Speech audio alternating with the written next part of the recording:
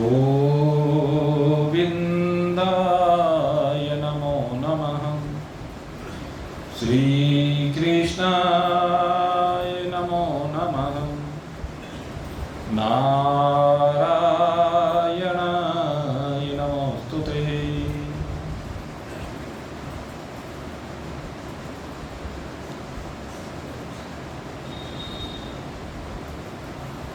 शुद्ध सच्चिदानंद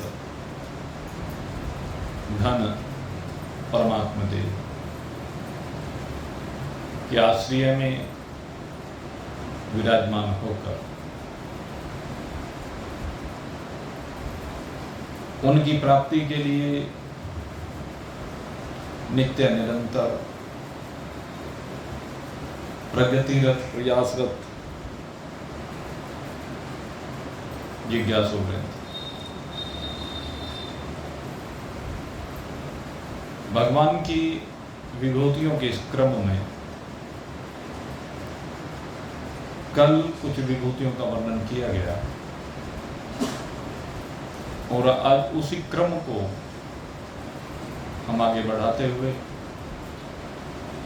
अब भगवान जिस विभूति का वर्णन कर रहे हैं, भगवान कहते हैं देव ऋषि नाम च नारद। भगवान ने अब नारद जी को, और कौन से नारद जी? कहते देव ऋषि नारद, उनको अपनी विभूति बताया। जहां तक देव ऋषि नारद जी की बात है,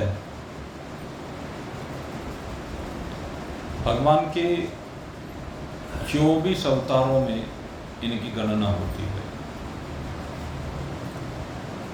ये देव ऋषि नारद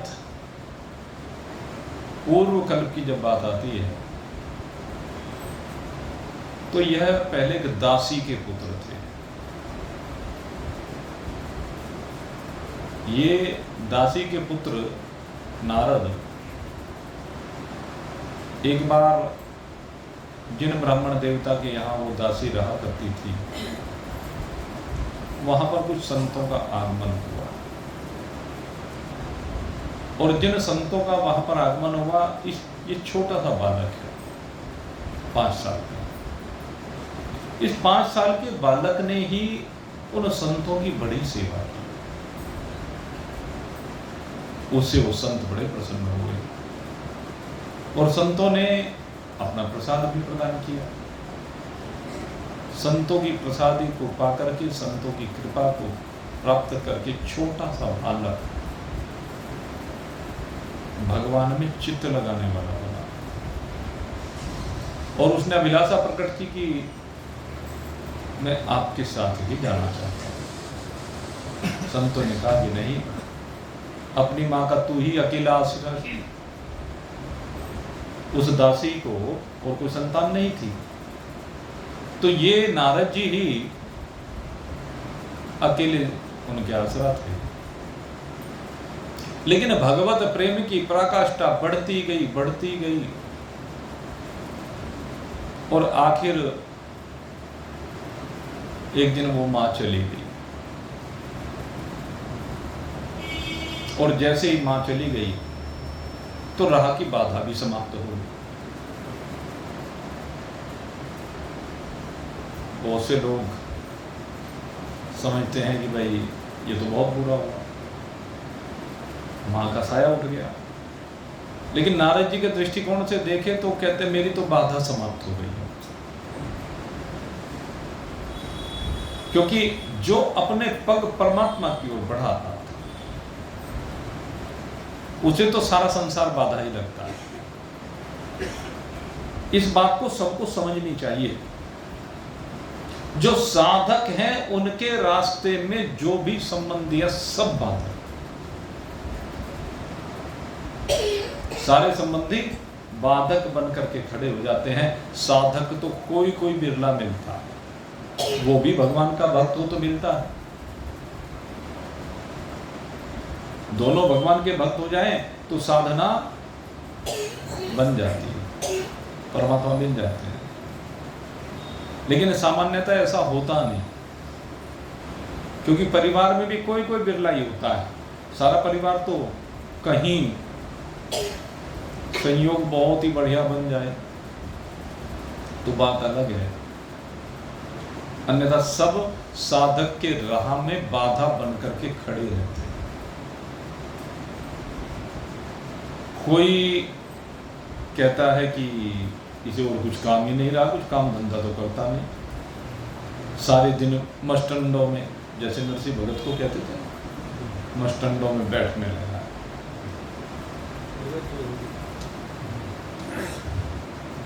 सारे दिन काम का ना धाम का, आगे आप जानते हैं।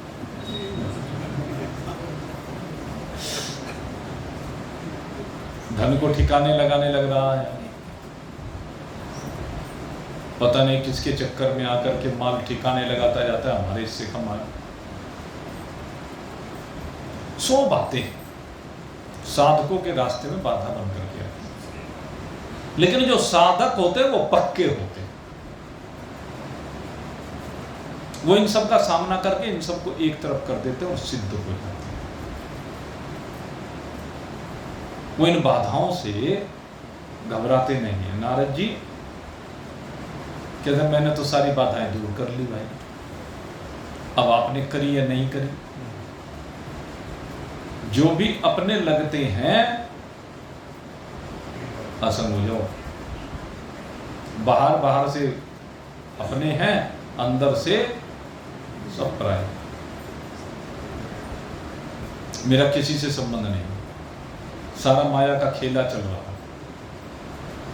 तो नारद जी ने कहने लगे सब बाधाएं समाप्त, और अब क्या हुआ, निकल गए कि अब मुझे भगवान की प्राप्ति अवश्य में होगी। तो ये आगे बढ़ते गए और भगवत प्रेम में ऐसे डूबे कि भगवान ने अपनी झलक दिखाई दी। और जब भगवान ने झलक दिखाई तो इनको इतना आनंद हुआ, उस स्थिति के आनंद को तो वही समझ सकता है जिसने अनुभूत कर। अनुभूति की बात है भाई, भजन में बैठ करके कभी कभी इस चीज की अनुभूति होती है भक्तों को। भगवान का गुणानुवाद करते करते कभी कभी भक्तों को ऐसी अनुभूति होती है, सबको नहीं होती, किसी किसी बिरले को होती है।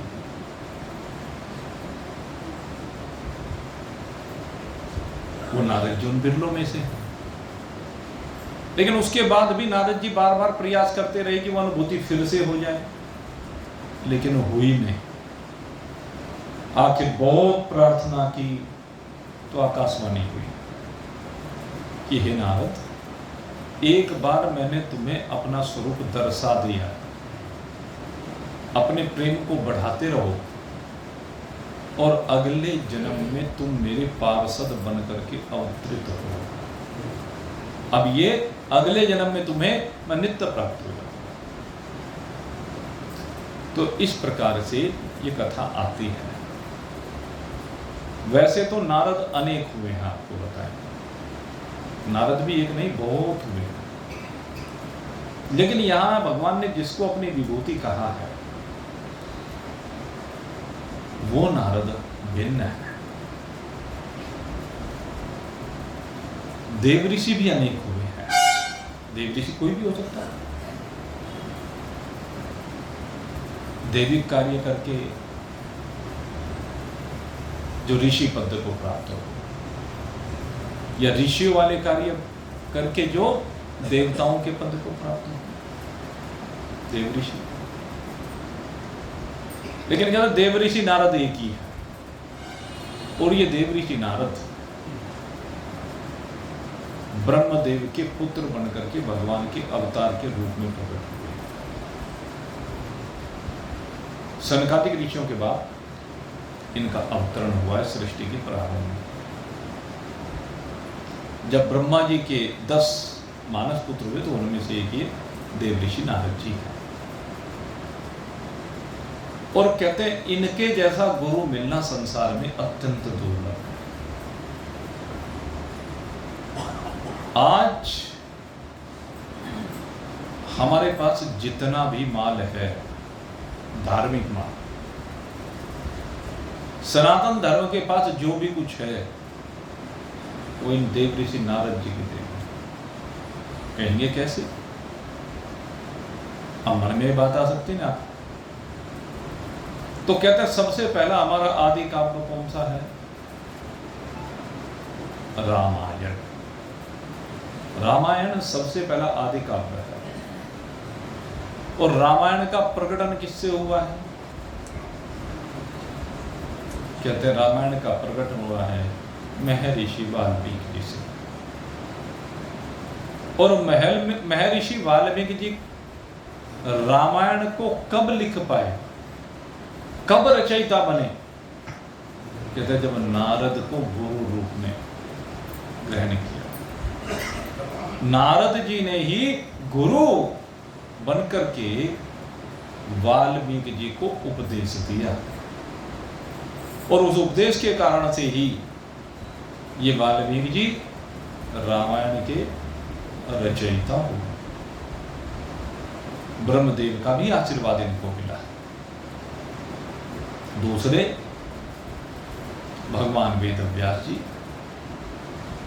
जिनसे सभी पुराणों की संरचना हुई, प्रकटन हुआ, वेदों का 4 जगह पर विभाजन हुआ। कहते उनके गुरुदेव कौन है? यही है, यही नारद मुनि उनके भी गुरु हैं। तो देव ऋषि नारद की महत्ता का प्रतिपादन शब्दों में नहीं किया जा सकता। ये बड़े दिव्य ऋषि हुए हैं, सदा भगवान की भक्ति में डूबे रहते हैं। जो हम कहते हैं ना कि भाई निरंतर होनी चाहिए, सदा होनी चाहिए, भक्ति की बात करते हैं ना। और बार बार हम आपको तस्मात् सर्वेषु कालेषु मां मनो स्मरः। भगवान ने जो बात कही है कि तू हर काल में मेरा स्मरण कर, श्वास श्वास पे राम कहे प्रता श्वास मत हो, ना जाने या श्वास को आवन हो या ना हो। तो यही नारद जी की विशेषता है। ये नारद जी हर घड़ी, हर क्षण, हर पल भगवान के नाम के रस में डूबे रहते हैं।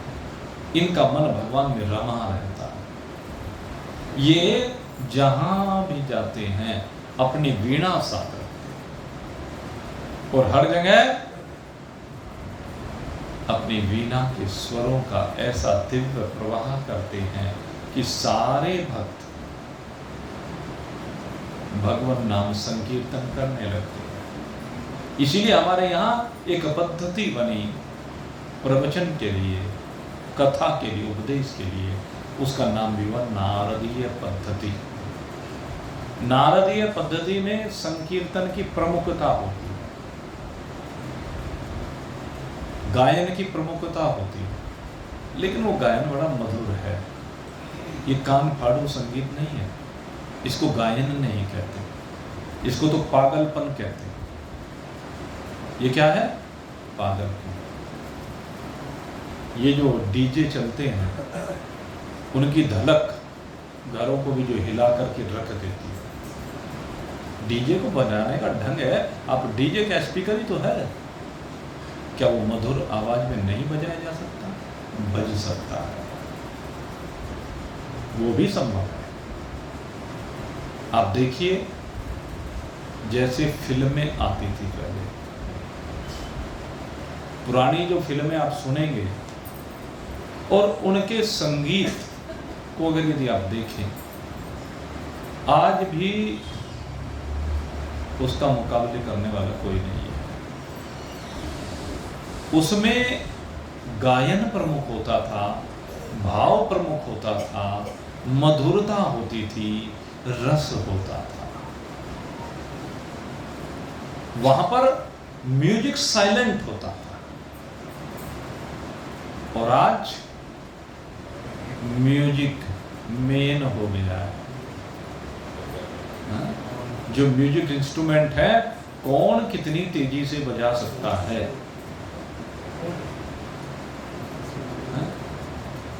कौन क्या कह रहा है, क्या सुन रहा है, किसी को पता ही नहीं उस म्यूजिक में, किसी को कोई शब्द सुनता ही नहीं। आप किसी भी भगवान के आजकल जागरण कीर्तन आदि जो भी होते हैं उनमें जाकर के देखें, अधिकांश, सबकी बात नहीं करता हूं, लेकिन अधिकांश में यही तो हो रहा है। ऐसे ऐसे वाद्य यंत्र आ गए हैं कि वहां जाकर के 10 मिनट बैठना भी महाभारत हो जाता है। मन कैसे लगे उसमें मन नहीं लग पाता।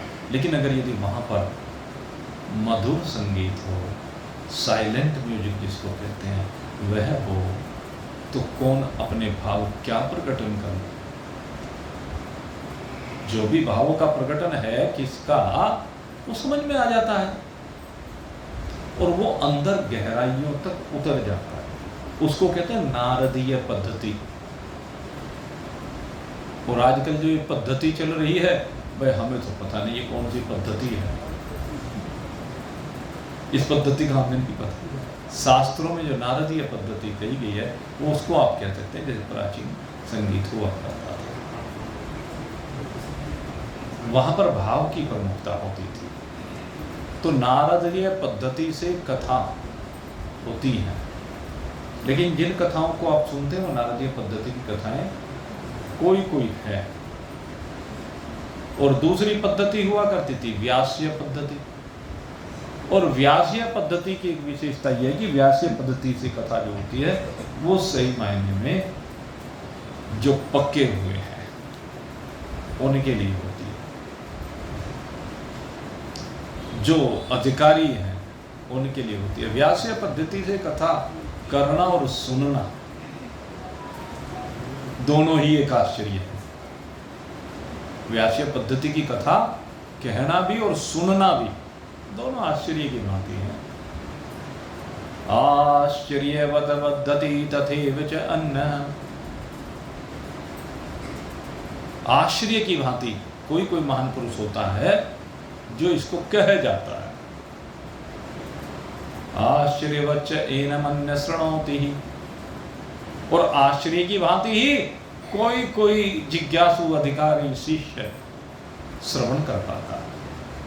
लेकिन नारदीय पद्धति की विशेषता यह है कि इसमें भगवान नाम की महत्ता अधिक होने के कारण से इसको सब सुन भी लेते हैं और सब कह भी लेते हैं, चाहे टूटी फूटी आवाज में कुछ भी प्रयास करे। अब श्लोक हर व्यक्ति तो बोल नहीं सकता।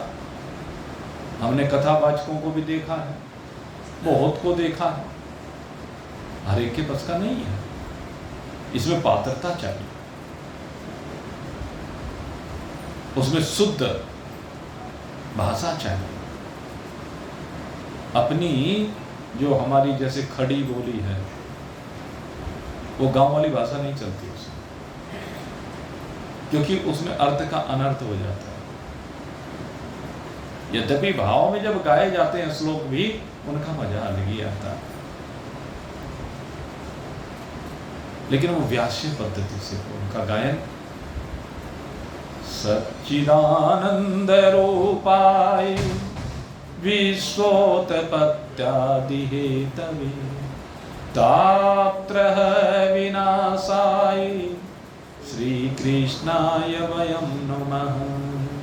नारायणं नमस्कृत्य नरं चैव नरोत्तमं देवीं सरस्वतीं व्यासं ततो जयमुदीरये। निगमकल्पतरोर्गलितं फलं सुखमुखादमृतत्रिवसंयुतं पिबत भागवत रसमालयं मुहुरहो रसिका भुवि भावुकम्। यं प्रविजन्तमनुपैतं प्रीतिकृत्यं द्वैपायनो विरह कातरयाजुभाव। पौत्रीति तनमः तया तरभो विनेदो तं सर्वबोधहृदयमुनिमानतोऽस्मि। श्रीमद् भागवत एक गीत है, ये गाया जाता है, लेकिन इसको गाना भी आश्चर्य है। श्री सुखदेव जी ने 2-4 मंत्रों को गाते हुए तो सुना, और जब क्योंकि पात्र हैं, जानते हैं कि इसकी मिठास, जैसे 2-4 मंत्र कानों में पड़े, कहने लगे तो मिश्री जी बोल गई, इतने मधुर, अरे कौन से शास्त्र के मंत्र हैं, आज तक मैंने तो सुना ही नहीं। दौड़े चले आए, जिस पिता को जन्म के साथ ही छोड़ करके वापस चले गए थे, उसी पिता के पास दौड़े दौड़े चले आए सुनकर। ये है इन मंत्रों की महिमा, ये व्यास पद्धति की बात है। इसलिए भगवान वेद व्यास जी ने जो प्रवचन किया है वो व्यास पद्धति से किया है। उसी पद्धति से करने के कारण से जहाँ पर वो प्रवचन करते वो व्यासपीठ कहलाने लगे। जो भी उस पर बैठ करके उस पद्धति से कथा करता वही व्यासीय पीठ है। श्री सुखदेव जी और चाहे श्री सूत जी, इन्होंने सबने व्यासीय पद्धति से कथा की। और वर्तमान में धीरे धीरे जिस प्रकार से मैंने आपको बताया था कि रामचरितमानस में आखिर में जाकर के गोस्वामी जी महाराज ने कहा दिया कि इस कथा को जो भी कहता है, गाता है, सुनता है, राम ही सो मेरी गाइए राम, संतत सुन राम गुण ग्राम। उन्होंने कहा कि गाँव है। और अगर यदि भागवत जी को भी देखें तो आखिर में क्या कहा, नाम संकीर्तनम यस्य सर्व पाप प्रणाशनम। नाम संकीर्तनम यस्य, भगवान के नाम का संकीर्तन जो भी करता है वो सर्व पाप विनिर्मुक्त है, सब पापों से छूट जाता है। तो नारद जी क्या करते हैं, यही तो करते हैं नारद जी। इसलिए कहते हैं कि आप भी कीजिए। भगवान के नामों का गुणानुवाद, भगवान की महिमा का गुणानुवाद, भगवान की लीला का गुणानुवाद, ये करना बहुत जरूरी है। जो आप सुनते हैं, मान लीजिए जो आप सुन रहे हैं उसको गाइए, लेकिन गाने से पहले समझ लीजिए। एक बात ये भी ध्यान रखना, आप जिस भी विषय को लेकर के चले, किसी को समझाना चाहे तो पहले खुद समझ जरूर, उसके बाद समझाना है। नहीं तो क्या है, आधा अधूरा समझा हुआ मिलावटी माल जब आगे परोसा जाता है, आपने जो सुना 50% तो आपने मिला दिया, फिर आपसे जिसने सुना 25% उसने मिला दिया है, उससे अगले ने सुना 12.5 उसने मिला दिया, फिर 6.25 अगले ने मिला दिया, बचा क्या? जहां परंपरा से आगे बढ़ा तो बचना संभव ही नहीं। 50% तो आपने कूड़ा मिलाया, अब अगले को जिसको सुनने को 50 मिला था माल, 50 कूड़ा,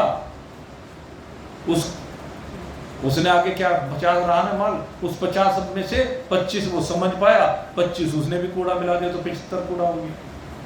उससे अगले ने, उसके पास माल 25 गया था, उस 25 में 12.5 उसने मिला दिया आधा समझ कर।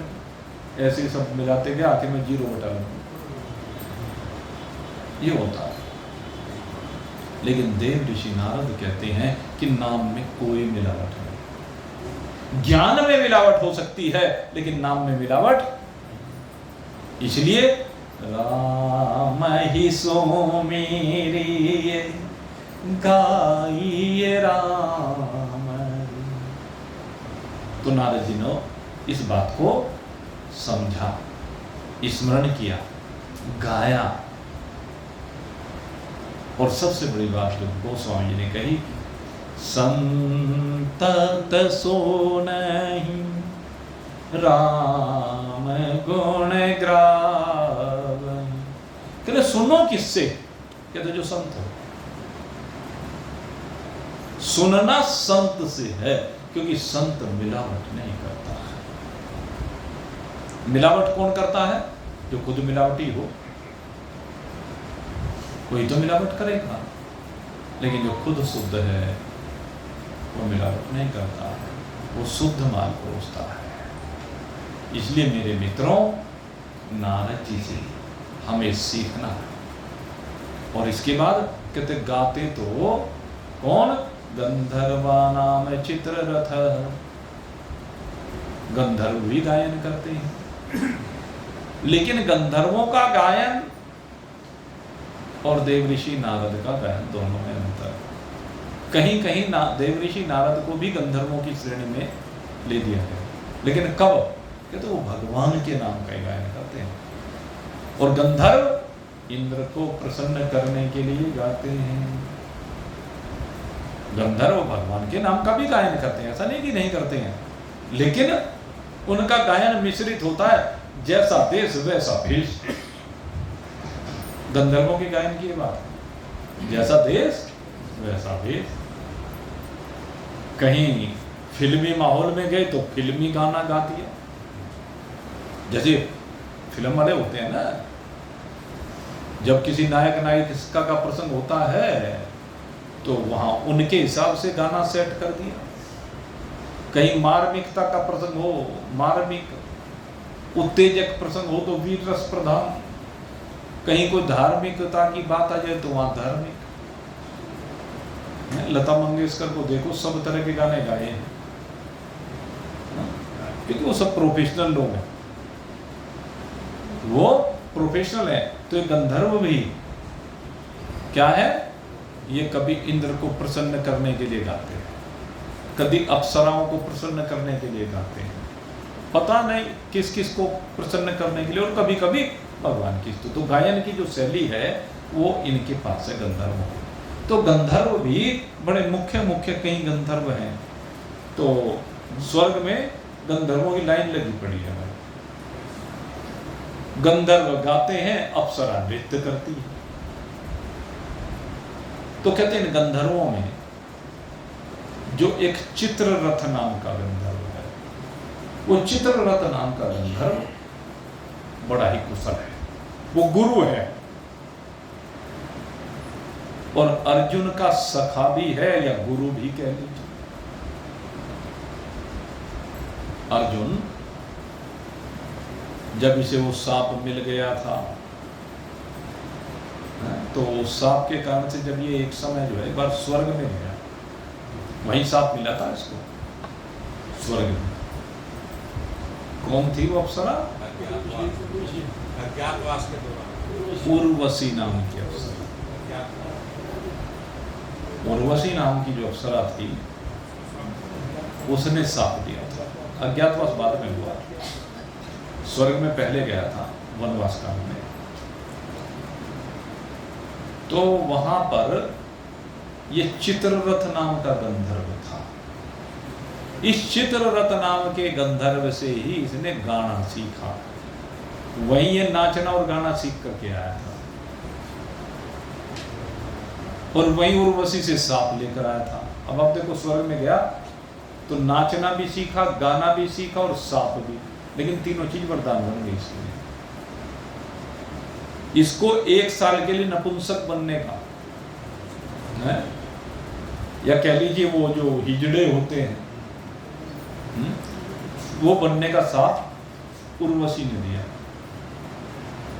लेकिन वो इसके लिए वरदान बन गया। क्योंकि अज्ञातवास का जो 1 साल था वो इसने वहां विराट नगर में बिताया, यही भूमि का, वहीं पर ये सांप जो है वरदान बन करके आया। और वो कला जो सीख करके आया चित्ररथ से, वो भी यहीं पर काम आई। अब आप चिंतन करें, रनिवास में राजा की बेटी को नाच गाना सिखाने के लिए किसी पुरुष को वैसे तो नहीं भेजा जा सकता, किसी के ऊपर विश्वास किया जा सकता, लेकिन ये वृणना बन करके गए अर्जुन, तो वहां पर नृत्य करती और वहां पर उत्तरा को सिखाया। और ये चित्ररथ से जो सीखा था, तो ये चित्ररथ नाम के जो गंधर्व है, भगवान कहते हैं ये भी मेरी विभूति है। भगवान ने गंधर्व को, नाचने गाने वालों को भी अपनी विभूति बताया। भगवान 16 कला संयुक्त है, 64 विद्याओं की ज्ञाता है। तो जो भी विद्या उन्होंने सब विद्याओं का सम्मान किया। और विद्या है ही है, प्रत्येक विद्या सम्मान्य है। बात उपयोग और दुरुपयोग की है। हम किस विद्या का उपयोग कर रहे हैं और किसका दुरुपयोग करते हैं। विद्या कोई बुरी नहीं है, बात तो दुरुपयोग करने की है। अब कोई उसका दुरुपयोग कर लेता है, कोई उसका सदुपयोग कर लेता है। तो चित्ररथ की जो विद्या है अर्जुन ने उपयोग में, और इसके बाद भगवान अब अपने को जो बताने जा रहे हैं वो बड़ी दिव्य बात है। भगवान ने कहा सिद्धा नाम कपिलो मुनि। अब भगवान कहते हैं कि जो सिद्ध हैं, सिद्ध तो सब होना चाहते हैं। सिद्ध किसे कहते हैं? अगर हम सांसारिक दृष्टि से देखें, सिद्ध उसे कहते हैं जो जो काम को करता है और उसमें पूर्ण महारत हासिल करके कि अब ये एक्सपर्ट इस सब कुछ जानता है फील्ड में। यद्यपि कोई भी फील्ड ऐसा नहीं जिसमें सब कुछ को जान सके, लेकिन फिर भी माना जाता है कि पारंगत हो गया, एक्सपर्ट हो गया, अब इसमें निपुण हो गया, तो उसको हम सिद्ध कहते हैं। जैसे भाई वो किडनी का फलाना डॉक्टर एक्सपर्ट है, हार्ट का फलाना डॉक्टर एक्सपर्ट है। भाई वो जो डॉक्टर जमाल है पंथ में, कहने लगे उसके जैसा ये क्या कहते हैं,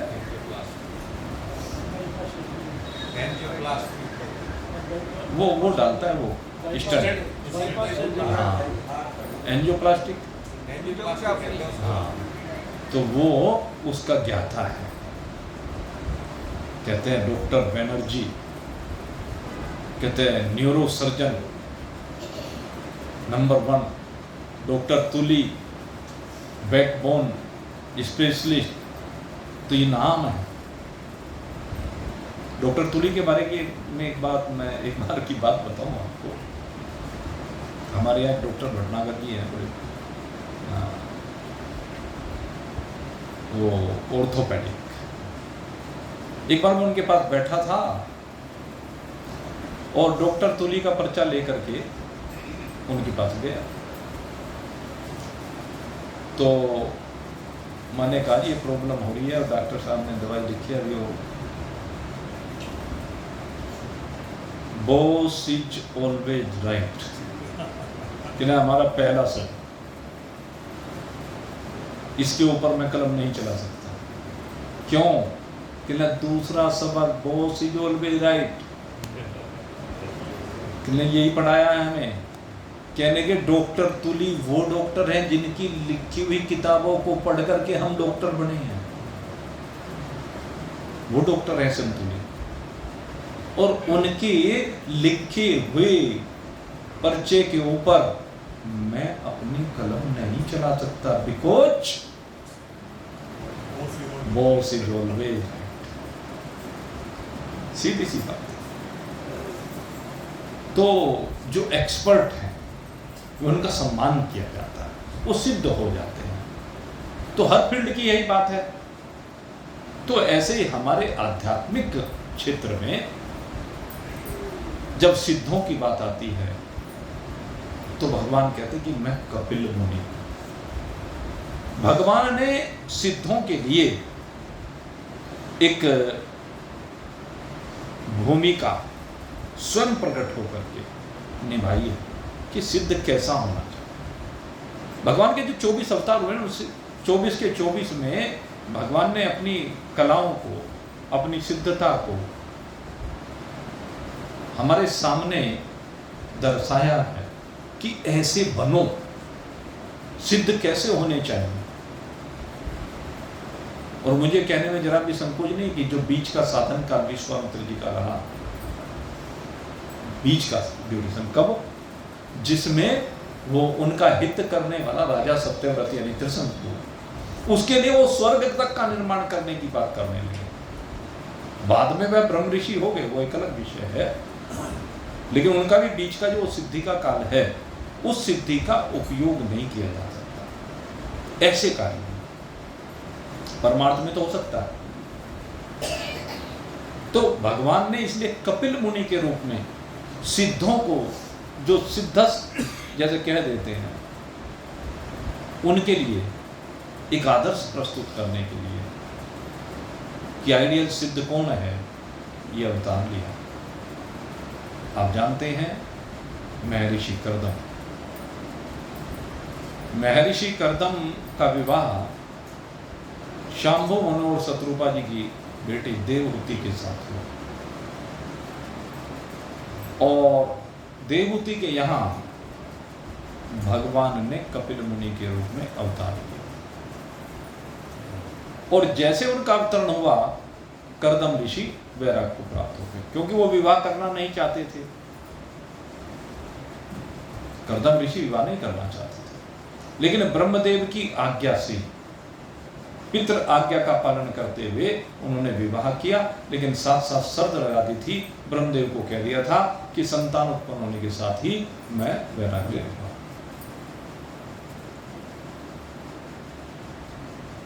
और वही किया।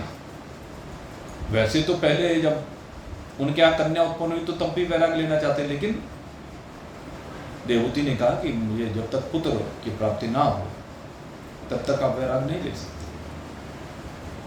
तो कर्दम ऋषि ने उसकी बात को माना, और जब कपिल मुनि का अवतरण हुआ, भगवान प्रकट हुए। देखो, कर्दम ऋषि के यहां भगवान ने अवतार लिया, लेकिन उसके बाद भी कर्दम ऋषि वैराग्य से संयुक्त हो गए, क्योंकि वो सिद्ध ही थे।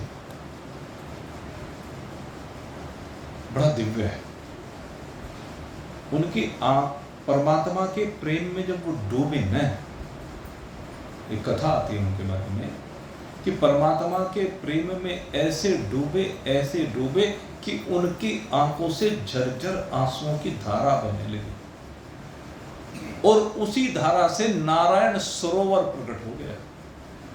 धरती पर नारायण सरोवर आज भी है, वो कर्दम ऋषि की आंखों के आंसुओं से बन गया। तो उनके यहाँ ही कपिल भगवान अवतरित हुए। ऐसे सिद्धों के यहाँ ही भगवान अवतरित हुआ करते हैं। और अवतरित होते ही माता देवहूति तो बड़ी परेशान है, लेकिन उनको शोक मुक्त किया है। बेटा तो वही है जो माँ बाप को शोक मुक्त कर सके। पुत्र धर्म तो यही है जो माता पिता को उनकी सेवा करके शोक मुक्त कर दे, अपने समस्त दायित्वों का निर्वहन भली प्रकार से करे। बेटे का दायित्व यही होता है। कलयुगी बेटों की बात अलग है भाई, लेकिन हम तो श्रवण कुमार की बात करते हैं, हम तो नचिकेता की बात करते हैं, हम तो ध्रुव की बात करते हैं। उन्होंने पिता को तृप्त किया, माता को तृप्त किया, लेकिन एक विषय और भी है, केवल माता पिता को ही तृप्त नहीं करना। सही बात यह है कि सिद्ध वो माना जाएगा जो माता पिता को अपनी सेवा के द्वारा संतुष्ट करे और अपनी धर्म पत्नी को भी अपने प्रेम के द्वारा संतुष्ट करे, उसे भी तृप्त करे, उसके पास भी किसी वस्तु का अभाव ना हो, बच्चों को भी संतुष्ट करे, बच्चों से भी प्यार करे, लेकिन मोह में, प्यार और मोह में अंतर है। तो इस चीज का ध्यान रखना है। और वही गृहस्थ आदर्श गृहस्थ कहलाता है, वही व्यक्ति सिद्ध कहलाता है जो अपनी गृहस्थी को बड़ी प्रकार से चलाए। उसकी गृहस्थी ऐसी चले कि उसके परिवार का कोई भी सदस्य विमुख ना हो, उसके परिवार का सारे का समर्पण हो, प्रेम हो, सेवा हो, त्याग हो। बात तो यही है। और ये तब संभव है जब हर धर्म का विधिवत शास्त्रोक्त विधि से हम पालन करें, ये तभी संभव है। तो कपिल भगवान ने माता देवहूति के शोक को दूर करने के लिए उनको उपदेश दिया। सांख्य शास्त्र का प्रकटन भगवान कपिल से हुआ, और इसमें इन्होंने कहा कि 3 प्रकार के जो सांसारिक कष्ट हैं, आदि दैविक, आदि भौतिक और आध्यात्मिक, ये 3 प्रकार के सांसारिक कष्ट होते हैं, दुख होते हैं। इन तीनों की निवृत्ति का एक ही उपाय है, त्रिविध दुखात्यंत निवृत्ति, अत्यंत पुरुषार्थ, कि अत्यंत पुरुषार्थ किए जाए। थोड़े बहुत पुरुषार्थ की बात नहीं की गई, अत्यंत पुरुषार्थ। अत्यंत पुरुषार्थ किसे कहते हैं? कहते जब तू शरीर की सीमाओं से बाहर निकल करके एक अपनी आत्मा में विराजमान हो जाए और चराचर जगत तुझे अपनी आत्मा का ही स्वरूप दिखाई दे। चराचर जगत में एक आत्मा के अतिरिक्त कुछ ना दिखाई दे, इसको कहते हैं अत्यंत पुरुषार्थ। ये पुरुषार्थ की बात की गई, आत्यंतिक पुरुषार्थ। तो कपिल भगवान ने ये उपदेश माता देवहूति को दिया। बड़ा दिव्य प्रकृति और पुरुष का वर्णन किया गया है। प्रकृति कौन है? जो क्षर है। पुरुष जो अक्षर है। पुरुष नित्य है। प्रकृति न नित्य कही जा सकती न अनित्य कही जा सकती, क्योंकि है तो परमात्मा की अभिन्न शक्ति, सदा परमात्मा में रहती है, इसलिए इसको नित्य कहा जाता है। परमात्मा की शक्ति होने के कारण से, परमात्मा में विराजमान सदा रहने के कारण से इसको नित्य भी कहा जाता है। लेकिन इस शक्ति का प्रकटन कभी कभी होता है। जो जितने समय के लिए शक्ति का प्रकटन होता है, वो भूमिका का निर्वहन करने के बाद फिर ये शक्ति परमात्मा में लय हो जाती है। तो इसलिए इसको अनित्य भी कहा जाता है। ये जो भगवान की प्रकृति है, ये त्रिगुणात्मक हो जाती है, और त्रिगुणात्मक होने से जब ये गुणों की निवृत्ति होती है तो निवृत्त हो जाती है। इसलिए इसको अनित्य कहा गया है, क्योंकि जिसकी निवृत्ति हो जाए वह नित्य है, वह विनाशी है, वह रहने वाली नहीं है। परमात्मा में ही एक रूप करके रहती है। तो दूसरे शब्दों में हम कहें इसको नित्य कब कहा? जब ये प्रकृति परमात्मा रूपा हो गई।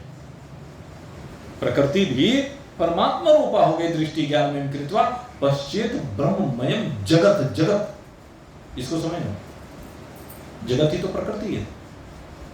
कहते जगत भी ब्रह्ममय, दृष्टि ज्ञान में कृत्वा पश्चेत ब्रह्ममयम जगत। जगत ब्रह्म हो जाता, तो उसमें फिर प्रकृति कहां रहती है? वो भी नित्य परमात्मा ही हो जाती है। नित्य परमात्मा से विलग और कुछ है ही नहीं। इसलिए सर्व खलविदम ब्रह्म, ये सब कुछ ब्रह्म ही है। तो इसलिए मैं प्रकृति को भी नित्य तब कहता हूं जब वह परमात्मा से अभिन्न है, और जब परमात्मा से भिन्न प्रतीत होती है तो वही अनित्य हो जाती है।